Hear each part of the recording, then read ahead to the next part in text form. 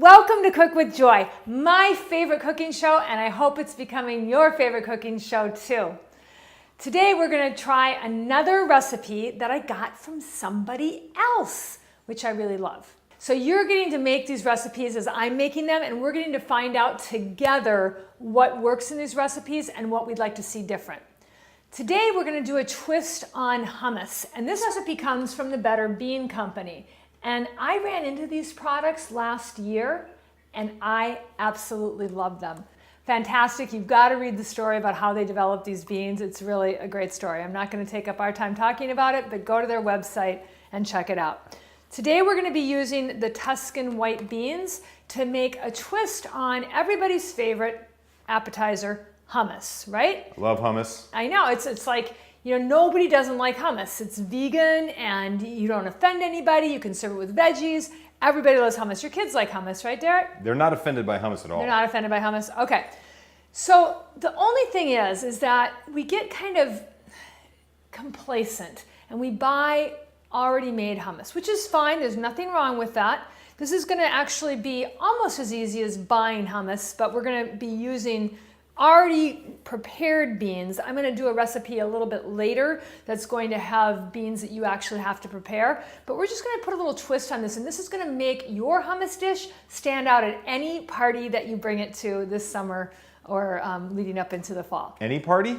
I think any party. I mean, any party is a hummus party, isn't it? So this recipe is awesome because it uses rosemary, and I didn't know about the medicinal uses of rosemary.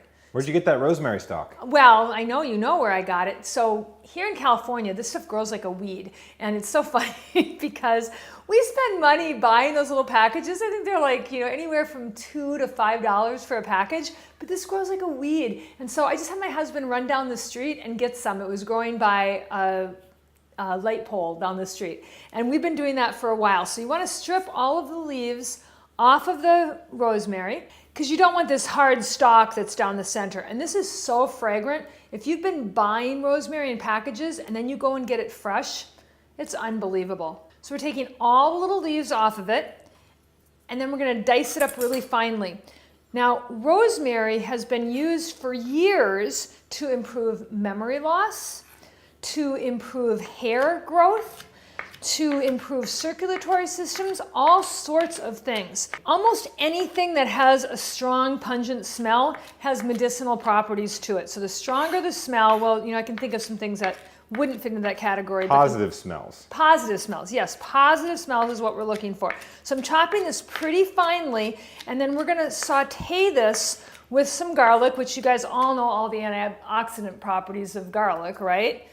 Allison, it's great for antibiotic, antiviral, et cetera, et cetera. We're going to dice it really finely, and we're going to add that to some olive oil in a pan. So come with me. We're going to get the heat going on pretty high because this is just going to take a second to get this sauteed. And we're going to add a 1/4 cup of olive oil. Why do you do high heat instead of like a medium heat? Because I want it to cook fast, and I want it to cook, I don't want to let it sit there and cook and cook and cook. I just want it to cook fast. All I'm trying to do is bring out the flavor of the garlic, young man. So we're going to add the garlic, and we're going to add the rosemary. And while that is cooking fast, let me cook it fast, Derek. Fast, fast, fast. We're going to get everything else thrown into the food processor. So what do I mean by everything else? We're going to take the tub of beans, the Tuscan beans. We're going to take the juice of a lemon, just about a tablespoon of that lemon, a little bit of sea salt, and then after we get that all added in, then we'll add that rosemary and garlic that's really gotten the nice flavor taken out of it, and we'll add the cranberries and the walnuts. And this is going to be, I think it's going to be amazing. I'm just so excited to try. So let's put it all together. I'm just going to scrape this right into my food processor. And I think I've talked to you about my food processor before. I have a Hamilton Beach, and this is not by any means the most expensive food processor on the market, but I think it is the best. Now, I haven't evaluated for a couple of years, but what I like about it is that it's really a workhorse, and it's got a wide mouth top, so I can put whole vegetables into it without having to cut them up into really tiny pieces. So I've added the beans, and now I'm going to add 1 tablespoon of the lemon juice, And I love this little Pampered Chef tablespoon because it's adjustable. I can go all the way down to a teaspoon, and then it goes up to 1.25, 1.5, 2, 2.5, and 1 tablespoon. So I'm going to put this on 1 tablespoon, and I'm going to add... It's like a home pregnancy kit. It's like a home pregnancy. Yes, it definitely is. And I'm going to add the juice that I just squeezed. I did this ahead of time just because it made it a little bit easier, but I do like really fresh squeezed lemon juice. And I will tell you this little tip, I like to use also a Pampered Chef device. I like to use a lemon squeezer. It just makes it go so much faster. So I've added that. I'm just going to add a little touch of sea salt, just a splash, just a little touch. Awesome. And then I'm going to add the garlic, rosemary, and olive oil mixture. Are you with me, Derek? I'm with you. Okay. All right, so we're just going to add that. You worry about putting hot liquid in your food processor? It's not that hot. I turned it off before, so it's okay. I'm not that worried about it. If you've ever seen me make my walnut basil loaf recipe and you saw the top fly off of it, you'll know why I'm not that worried about it. So we're going to get that going. This is going to be really loud, so hold your ears. Let's see. Let's make sure I can get this top on. Don't let it beat you. I know, this has been one of my challenges, is putting the top onto my food processor. Okay, I think, no, I don't have it. This is the second time this has happened. I know it is. Okay, wait, I think we gotta stop here for a second. I'm having a technical difficulty. You need a boy to help you? I don't know, this happened on that other one that we had up in Colorado too, didn't it? Okay, oh, I got it. Nope, I got it. I think I got it. I got it. Yes, I got it. Okay, that's it. And then we're gonna add a 1/4 cup of the cranberries and a 1/4 cup of walnuts. And we're just gonna blend it a little bit because we don't want it to get too mushy. We want that texture of the whole cranberry and the whole walnut. And this recipe called for cranberries and walnuts, which I think is great, but I wanna add that the health benefits of both of these are tremendous. Cranberries are great for urinary tract health, walnuts are great for brain health, and you know, who can't help but want to pee more intelligently? I mean, I do, don't you? Did you just make that up? I did, I just made that up. All right, so let's just add a 1/4 cup of each, and you know, I kind of eyeball this normally, but you can do it any way you want. But I'm gonna add it like this, and this little opening at the top makes it super easy to add. I'm gonna add a little bit more walnuts because I really like walnuts, and they're super good for you. Yeah, don't take off the full lid again. We don't have time for that. No, I will not take the full lid off again. I will not. I don't think I'll ever, I think I'm gonna wash it like this.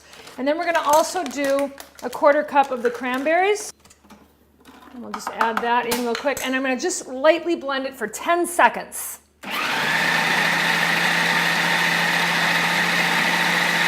Is that 10? 10. Okay, let's try it. I think it's pretty good. It better be because I don't think I'll be able to get the top back on again. So let's just put it into this pretty little bowl. I like the bowl. I know, isn't it pretty? And then I would serve this with some crackers. I'd also put probably some veggies around it. But I think this is going to be a crowd pleaser. Let's give it a try. Let's have a little taste of this. That was so much easier than going in the store. I had to go to the store to get the ingredients, but the difference is that, you know, everybody's going to be getting the same packaged stuff. If you show up with a cranberry, walnut, rosemary, lemon, garlic hummus, people are going to go, what? They're not going to be able to believe it. And you're going to know that not only are you providing something unique and delicious, but it's also got so many more health benefits than just the many benefits that already come with hummus because of the chickpeas. So let me put this last bit in here, and here's how I'm going to taste it. This is the best way to taste hummus. And chocolate cake. And chocolate cake. Okay, so thoughts. I think this needs more of every ingredient that this called for. I think it needs more salt. I think it needs more rosemary. I think it needs more cranberries and more walnuts to make it truly stand out as a unique dish. But let me taste it one more time. Yeah, I mean, I really like, I can taste all the little delicate, different tastes that are in there. But if I were you, and you're going to betterbeans.com's website and taking this recipe, I would add more of everything. More salt, more lemon, more cranberries, more walnut, more rosemary, et cetera, et cetera. The olive oil, I think, is fine. I don't think you need any more olive oil, but all of the other stuff that makes it really great, I think we need a little more of, but I think this is a real winner. So I would give it I would give it based on how they rated it, how they put it in. I would give it probably like a 7. But if you do the changes that I think you could do, it's definitely a 10. And for ease, it's a 10. Just really great. And for all the health benefits, I think this is going to be a winner.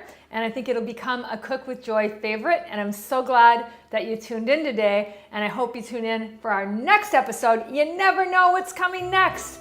Thank you for tuning in to Cook with Joy.